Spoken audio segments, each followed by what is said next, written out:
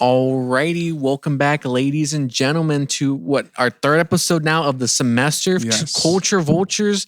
Man, it feels good to be back in full swing of things. It's just that rhythm. It's nice. It's nice, and the equipment gets better our setup. If you notice, every episode just getting better and better. Notching quality. We'll be shooting in Dubai by the end of the year, guys. Yeah, next week we're gonna have a Jamie. Yeah, we're gonna have our own person in the booth, just searching stuff up for us. Watch, just you watch, and eventually we'll get our Fortnite clips in here. I promise. Well, a lot of stuff happening in the world. A lot of awards that happened. I know we talked about the Oscars nominations last week, but a few days ago were the Grammys. Yes, a lot of stuff happening there. But before we get to the Grammys, I gotta go on a little spiel about the Fallout TV show. It wrapped up. Season 2 is finished, and oh my goodness. Without spoiling too much, no spoiler-free segment here, guys. But when shows do fan service, a lot of it's like, just feels like out of place and like they force it in there. But they did fan service in this one, and I was rocking with it. Maybe because I really love the fan service. I'm kind of biased, but I think it was done really well. And a thing with video game adaptations of movies or show adaptations of video games, they have not been good.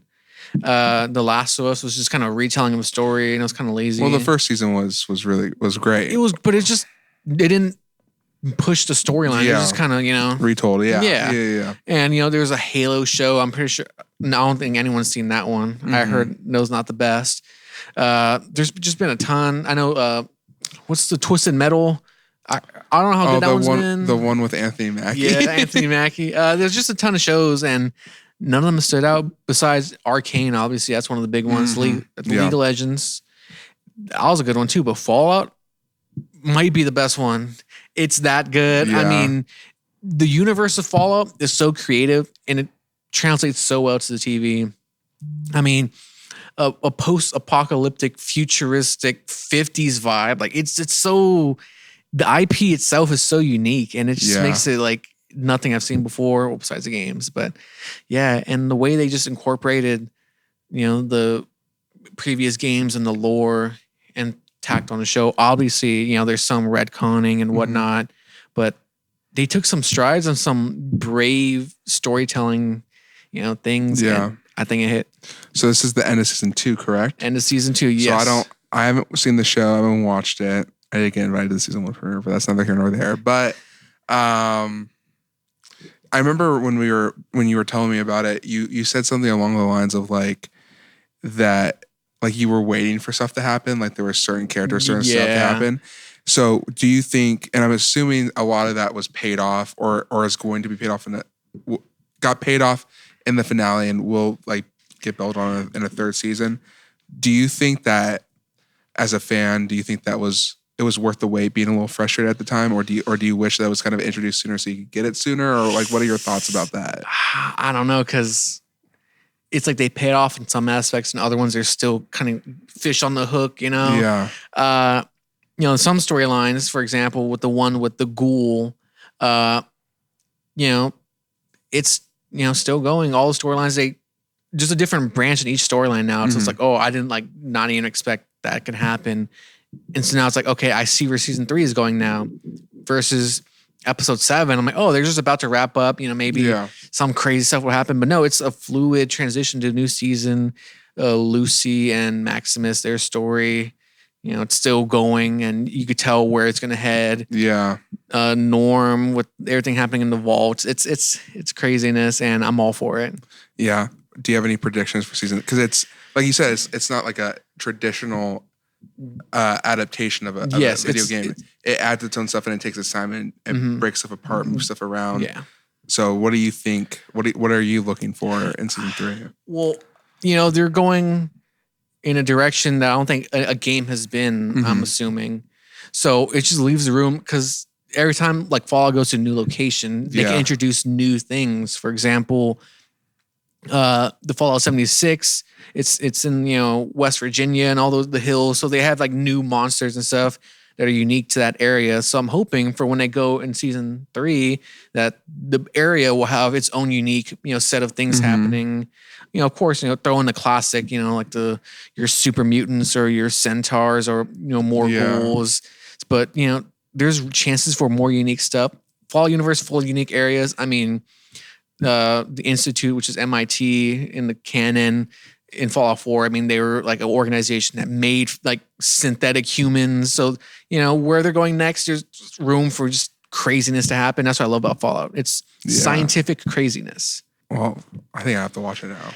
You should. You should also play the games. I should play the games. Fallout 4 is the friendliest to get into. Mm-hmm. Fallout 3 is a great world builder, but New Vegas, there's just something about it. New Vegas? There's something about it. It has that it factor. I've been getting, people have been telling me to play it for years. It has that it factor. It has that it factor? Yes. And it was made on a short dev cycle.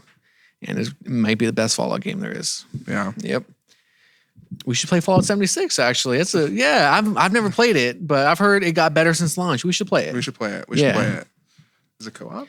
Yeah, it's a multiplayer game. 76 multiplayer. Yeah. Well, I don't have a transition for this, but speaking of Fallout and stuff, we have the Grammys. Awards were falling out the sky. Whoa! So Grammys, I have a list. I'll pull them up. Craziness. A lot of speeches were given and whatnot. A lot of awards. So let's just jump into it. Please. Song of the year, we had Billie Eilish for Wildflower. Thoughts? Song's 2 years old. I don't know how it got there. So if you don't nominate a song, you have a 2-year eligibility period. I'm sure there's some like strings or something attached to it where you can't nominate it at all. Red shirt a song. Like something like that. I'm sure there's some weird workaround. There's more to it, but I know you do have a general like 2-year period where you can nominate stuff. But why is I don't know. And I'm a little upset about it because if you read the rest of them, there's some good songs. We have Doechie's Anxiety. Okay. It's annoying. Everyone hated it. I didn't mind it too much. It was. I think it gets hated. I think it's just annoying. Yeah, but it was overhated. It's not that bad. Bad Bunny, his song. Kendrick. There's just a lot of. What Kendrick song was nominated? Luther. That was the one that got the nod for Song of the Year. Better than Wildflower. I like Wildflower a lot. There's a lot of. Yeah. That was a surprise. It was. And what's the difference between Song of the Year and Record of the Year? I don't know. So I think Song of the Year. Oh my God. I did a story about this in high school for my high school journalism about the difference between breaking it down. I think Record of the Year it's a little more nuanced. It's a bit sophisticated. I think it focuses more on like all the aspects of like the music and like the production that goes into it, the lyrics, the whatever. Where song is more of, I guess maybe more like a Billboard award. Because I guess Wildflower is on top of the Billboard. I'm kind of looking at those songs. The closest one that comes up is Anxiety. But Anxiety. Gold. Yeah, I think they just. It's like in football, there's like the MVP and like the offensive player of the year. Yeah, it's basically the second MVP. Yeah. So it's whatever. I think Wildflower is a fine song, but I think there were better options. Record of the Year, though. Record of the Year, Luther. I love that song. And it was deserving. Yes. I think Song of the Year should go to the Billboard. And I'm looking at it now. But half the songs that were nominated for Record of the Year were in Song of the Year, so I really don't know the difference. No, yeah, I couldn't tell you. There's some new ones. Chaperone Subway, Rose and Bruno Mars.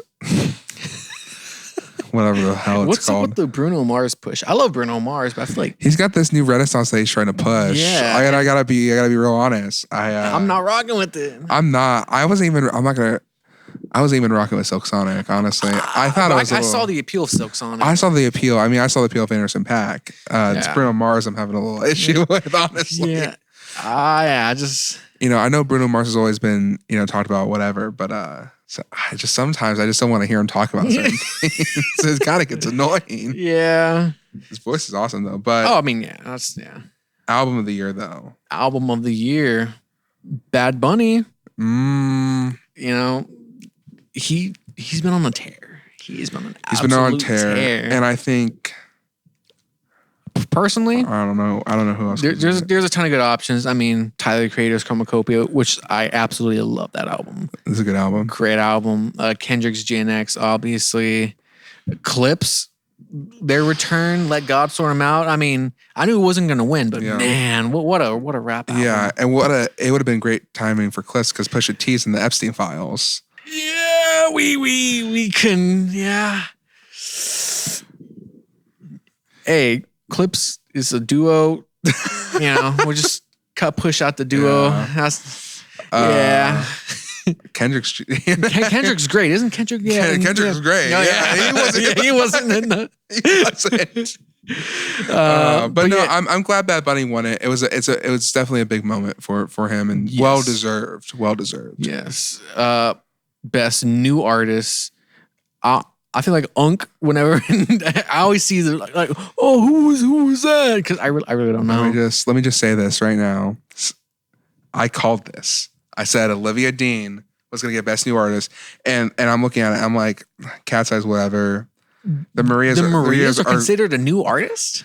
Yeah, I feel like I've heard of the Marias for a long time. Every year I hear art, and I'm like, I've heard their music for the last 3 years. I think like 2019 is like when they first dropped. Yeah, so I'm not sure. Whatever. Addison Rae, I actually like Addison Rae's music. Somber, whatever. Leon Thomas.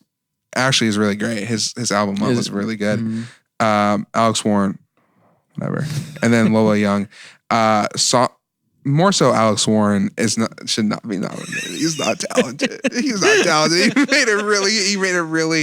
He made a painfully average wedding song that sounds really pretty. But the lyrics and it's nothing. It's just how much he likes his wife.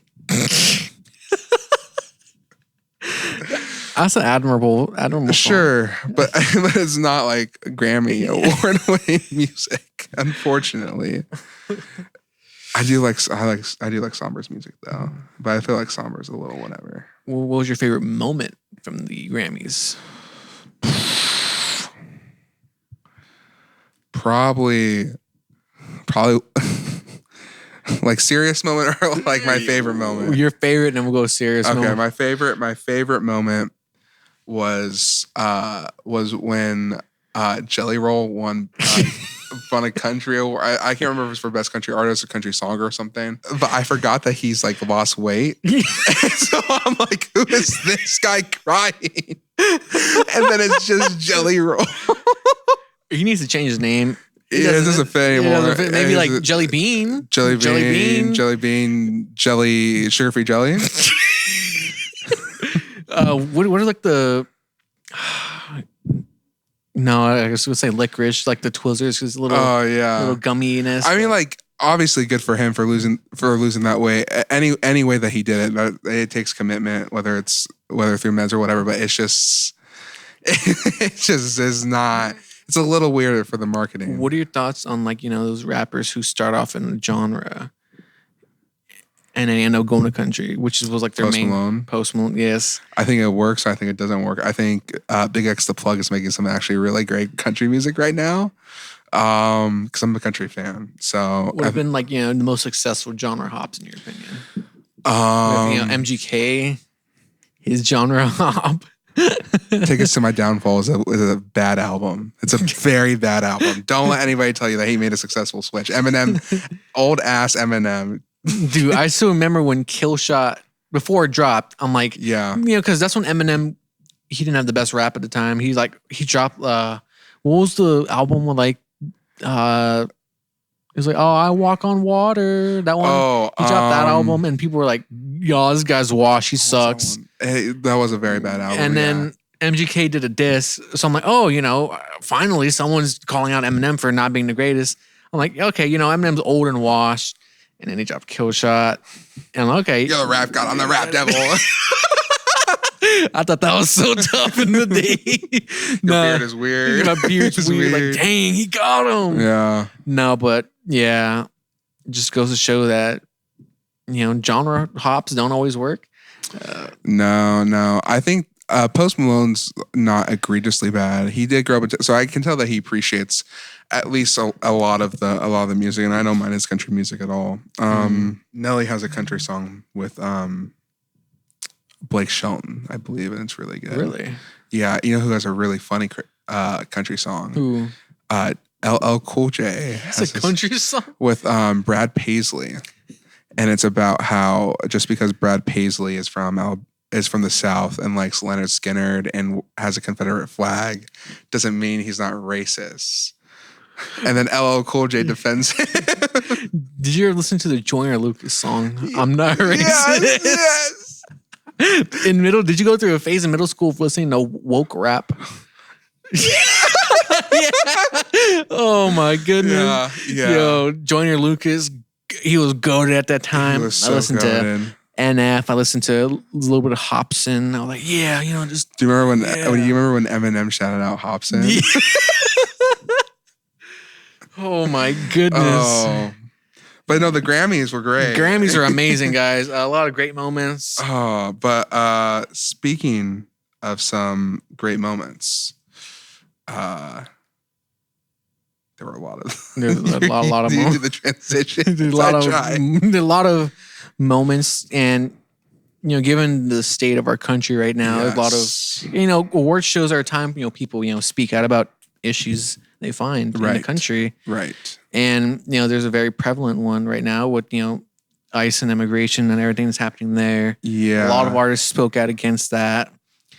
What are your thoughts on artists using the platform of like a Grammys or an Oscars to, convey like a social message? You have to. I think it's your responsibility as somebody who has a platform like that. And if there's a cause that you truly care about, there's no better time to speak out against or speak in favor for a policy or a cause that you believe in, that you truly believe in. There was a video when Billie Eilish went up to accept her award. It was probably a TikTok influencer, maybe. I didn't know who it was, and I'm not saying that to be mean, but I saw a TikTok video, and it was some girl being like, when she was like, called out ICE. This girl was just like, oh, she's trying to be so edgy. It's just like, you're not getting the point. Tone deaf. Yeah, and like the cameras got her saying this. Or I don't know if she recorded herself, but it got out there. Yeesh. And it's just her. And she's just like, and so I just think that, and this was such a big night for Bad Bunny in particular. Yes. I think everybody in the audience, despite not everybody being Bad Bunny, they understood that Bad Bunny being there that night meant more to the cause than any of them saying anything. Mm-hmm. Billie Eilish didn't need to say anything. Always people didn't say. Bad Bunny, when he was like, oh, like this is the spotlight, especially because he's performing at the Super Bowl later this month. Then going on top of that, Olivia Dean had a very, very, very touching message that she's the granddaughter of immigrants. Mm-hmm. And it's just a very touching thing about how all these people are coming together, and they're like, yeah, this is right. Like you don't see that very often. Yeah. I felt like everybody had something to say. Everybody had some sort of thing. And there was a big celebration, whether it was Olivia Dean's performance, which I thought was fantastic. Mm-hmm. Just her being here, like her success story is immigration. Yeah. So I thought it was very important that people spoke out. I thought everybody was very beautifully spoken for the most part. And I'm really happy that despite the speeches or whatever, which were all fantastic, there was definitely a wide range of representation, diversity in the winners that I was also very happy to see. That kind of just shows not necessarily a reflection of what's going on, but definitely a kind of acknowledgement that other people have a voice in this industry, which I thought was very, very important. And that's why I hate when people are like, oh, keep politics out of music, keep this and this out of music. But like music is literally self-expression. That's like what it's built off of. And that's when artists, they use their platforms of self-expression to express themselves. That's what music is for. So it doesn't, that argument doesn't even make sense, because it's like there is no argument against what they've done. Your grandfather's favorite artist is probably inherently political. Yes. Like if you're like, oh, keep whatever, they don't make me. It's like I miss like Bon Jovi and Bruce Springsteen and Bob Dylan, and I'm like, are we serious? Yes. Bruce Springsteen, the most political artist.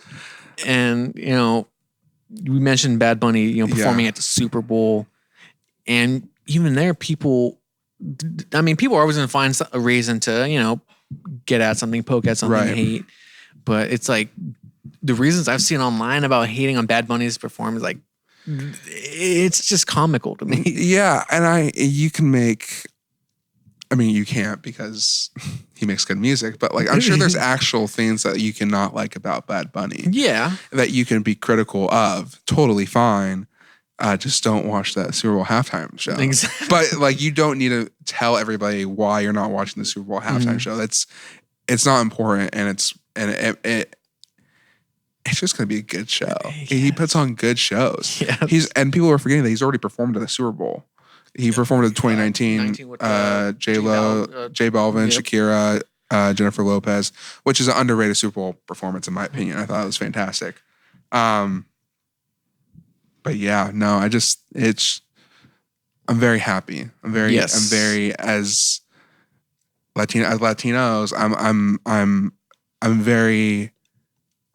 very grateful that the Grammys happened, and the Grammys went off without a hitch for the most part. There was no major backlash. There was no whatever. Everybody, people understood the moment. They did, and you could tell that there's a change. You can tell that there's people on both sides of the aisle who are sick of this. Yes, because anytime somebody mentions political stuff, you see discourse on both sides, and of course you're going to get your discourse from both of the extreme sides. Yeah, but for the most part, where most Americans stand, the Grammys were that moment, and everybody accepted it and everybody acknowledged it. The same way they acknowledged Bad Bunny winning big awards, it was the same way that the audience, the community, whatever, that were paying attention to the Grammys, who love music, are also kind of taking a step back and letting the moment happen. And that moment's going to continue to shine. I'm predicting Bad Bunny Super Bowl. I think it's going to be like the most watched one ever. It's got to be the most watched one ever. Because I forget what organization is doing it, if it's Turning Point or whatever, but they're having their own Super Bowl. I believe it is Turning Point with Kid Rock headlining it. That's tough competition. It's not even any shade at Kid Rock. That's just a tough competition. Yeah. So it's like I don't coughing baby versus atomic bomb meme. Yeah, like it's like not even a shade on that, even though I think, is this petty? Is this not petty? Whatever. But even with that, it's still going to be watched. This is still going to be watched. It's still going to be dominated. It's going to be important. And Green Day might be there. I think they're opening before the Super Bowl. Oh, are they? I think. Are they? Yeah, but Green Day, they're also another band who's always been. Yeah, I saw something being like, oh, they're picking Green Day to help bring in another audience that are upset about Bunny, and I'm like, you're gonna. Yeah. I'm like, Green Day is not more political than Bad Bunny is. Like, they have the album American Idiot. Like it's like in their DNA. They have multiple songs where they're like the American government. Punk. They've made songs. The government. They've been against the government when it's been a Democratic administration, when it's been a Republican. Like the thought of like people being like Green Day balances Bad Bunny out makes me want to rip my hair out. I'm like, I don't understand the logic you're trying to pull. This mental gymnastics. Yeah, there's so much mental gymnastics. I know. They're literally the band from Surf's Up. Yeah, I love me some Green Day. They're so good. I was listening to Green Day. I was listening to Dookie. Oh, great album. Great album. Great. Basket Case, Longview. A lot of good songs on there. Speaking of Super Bowl halftime shows. Yes. Run me through a list of some of your favorite ones throughout the years. You mentioned the one with Shakira and J-Lo. I think that's underrated. 2 years later was the West Coast. The Snoop and 50 and Ice. Eminem, Kendrick. Yeah. That one, I love that one. I really Prince Prince was a great one. I wish I saw that one, like, or was conscious of it. I wish I was also conscious of it. I wish I understood how good Purple Rain was before Stranger Things. But that one was really good. Bro, Katy Perry. I forgot. I think it's 2012 or 13. Yeah, dude. I get down with some Katy Perry songs. The Beyonce one was really good. I'm trying to think of all the other ones that. Oh my god! Do you remember the Travis Scott one? Which one? The 2018. Who was season. headlining? It was Travis Scott, and remember it was SpongeBob. Was it Travis really? Yes, I think it was Travis. Can we fact check that, guys? Yeah, I don't remember. I really hope so because that makes it look really racist if I'm wrong. I remember Rihanna's. That was my sister loved that one. I like Rihanna's. She's a huge Rihanna fan. I like Rihanna. I like Rihanna's performance itself. I thought it was really amazing that she did it while she's pregnant. Oh, she kind of soft launched her pregnancy, which I thought was incredible. The hardest launch you could do. The hardest launch to a pregnancy. But ever. I thought that was dope. I love that performance. I thought that was amazing. And there's like the rumors before Bad Bunny got announced that Adele was asked. I don't know if that's true or not, but I would kill for an Adele halftime show in Super Bowl. I would also love that. I don't know if the NFL, because you have to have some sort of performance thing about it. Like, and Adele is definitely a performer, just not in that way. Yeah, but she can, before there's just like a marching band at halftime, and then MJ came to perform. Adele could have been that, but like, the pure vocal performance, maybe a light show behind her. She could have done it. I would kill. I would kill. I don't know if the NFL would. Yeah, because Jay-Z's behind it, and is he still behind it? Is he still that partnership that he picks like the halftime folks? I think so. I don't know. The files might change that, but we'll see. We'll see. Enough about the files. But I think, yeah, we do know that there are always little cameos. There's always so who do you think is going to get brought on? You think he's going to bring on Drake? They have a song. You might get Drake. You know what? He'll bring like a Hispanic artist. That's what I'm. Yeah. So I'm trying to think who would. I don't think he's gonna bring J Balvin on. You don't think he's gonna bring on Lefty Gunplay? No. I don't know. I'm thinking like a real Hispanic. I'm trying to think. I don't know, but it's gonna be like people are gonna get mad. I guarantee people are gonna get mad at who he brings on. What's his name? Omar something. Is that Omar Apollo? It's not. I forgot his name. You know who I'm talking about. Yes. Yeah. He could be one. Yeah. He could be one. And that would be good representation for a lot of Don folks. Omar, I think. I could be wrong. Something like that, but I know it's people are gonna be mad, I think, whoever he brings on. Yeah, I think there's probably gonna be one there's probably gonna be one person that we're just like not expecting, like some here's Macklemore. What would you do if it was a Macklemore Bad Bunny halftime show?